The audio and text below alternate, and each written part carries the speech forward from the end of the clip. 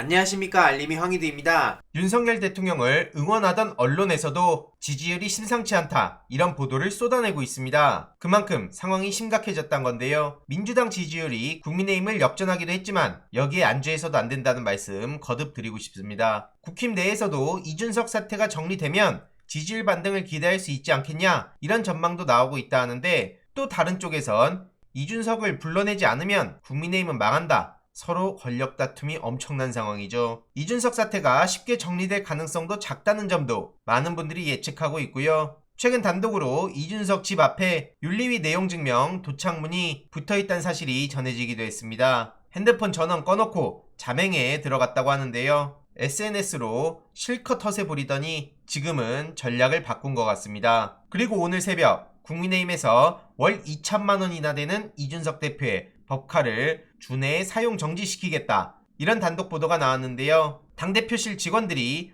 월 평균 200, 300만 원 정도의 한도로 사용해온 당명의 법인카드 3장도 같이 사용 정지한다고 하네요. 이준석 대표와 측근들은 징계 결정된 8일 이후 법카를 사용하지 않고 있다고 하고요. 그렇지만 당대표로서 매달 250만 원씩 납부하는 직책 당비는 당분간 계속 낼 것이라고 합니다. 해당 소식을 접한 시민들은 한 달에 법카를 2천만 원이나 쓴다고? 어마어마하다는 반응이 나오고 있고요. 금액을 낮춰야 되는 거 아니냐? 너무 과하다, 이런 반응까지 나오고 있습니다. 그리고 어제 JTBC 단독으로는 김성진이 은닉한 업무폰 발견, 판도라 상자 되나, 이런 보도가 나왔는데요. 이준석에 성접대했다고 주장하는 김성진 씨가 2016년 검찰 압수수색 직전에 업무폰을 은닉했다고 합니다. 김성진 업무폰이 드러났다는 건 매우 중요한 내용이고요. 여기엔 유명 인사가 다수 들어있었다고 합니다. 정관계 인사, 연예인, 언론인, 유흥업소 관계자 등과 나눈 대화와 사진이 존재한다 하고요. 일명 판도라 폰으로 불렸다고 하네요. 해당 소식을 접한 시민들은 이걸 푸나 못 푸나 한번 보자, 한동훈 거나 풀어라, 검사가 찾아준 거 아니냐,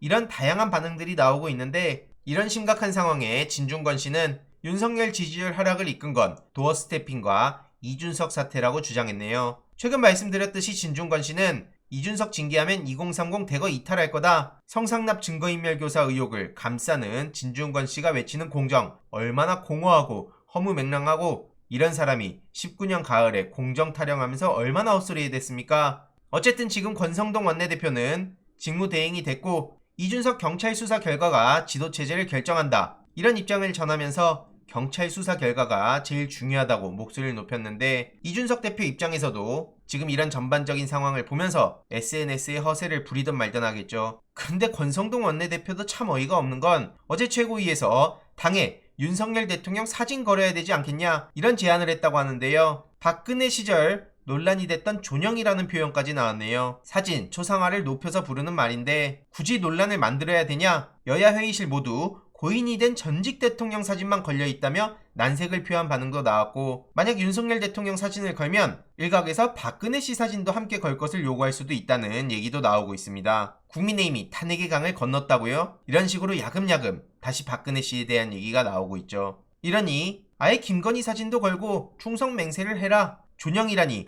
황당한 개그라는 반응도 나오고 있고요. 지지율 바닥으로 떨어지는데 사진 거는 게 그렇게 급하냐는 지적까지 나오고 있습니다. 그리고 방금 전 속보로는 윤석열 대통령이 중단 조치 하루 만에 원거리 도어 스태핑을 재개한다는 소식이 전해졌네요. 참 진짜. 애초에 도어 스태핑 문제뿐만 아니라 측근 중심 편중 인사, 경제 민생 해결책 부족, 독선적인 일처리, 그리고 문재인 정부 타령하는 등 부정평가 이유도 한두 가지가 아니었습니다. 국정운영 못한다가 절반을 넘기고 KSOI에선 부정평가가 60%를 넘기기도 했죠. 문제의 진단을 잘못하니까 저렇게 장관들 1대1 압박 면접형 보고받는다 해서 국민들한테 비판을 받기도 했고요. 어려워도 아이들 공부시켜야 된다, 겉으론 이런 말 하면서 뒤로는 예산을 깎는 게 얼마나 뻔뻔한지를 보여주는 장면입니다. 교육계에선 당연히 거센 반발이 터져 나올 수밖에 없는 거고요. 애초에 예산이 국정 운영에 나침반 역할을 하는데 해도 너무한다는 생각밖에 안 듭니다. 진영을 가리지 않고 교육계에선 강력 반발에 나섰는데요. 저렇게 앞뒤 다른 소리를 하는데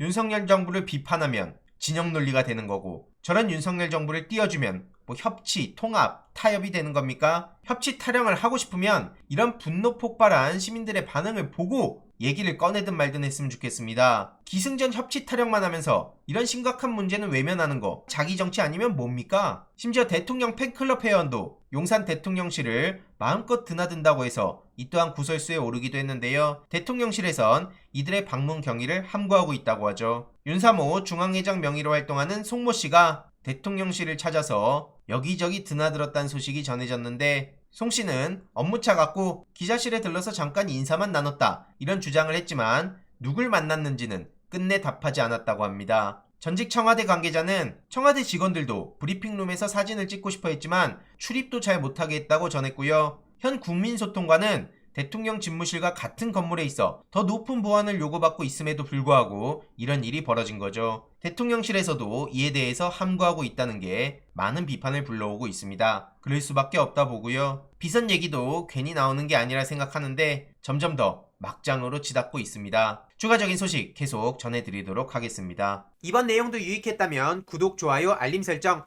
멤버십 가입 정말 큰 힘이 된다는 점 말씀드리고 싶습니다. 이번 내용도 주위에 널리 공유 부탁드립니다.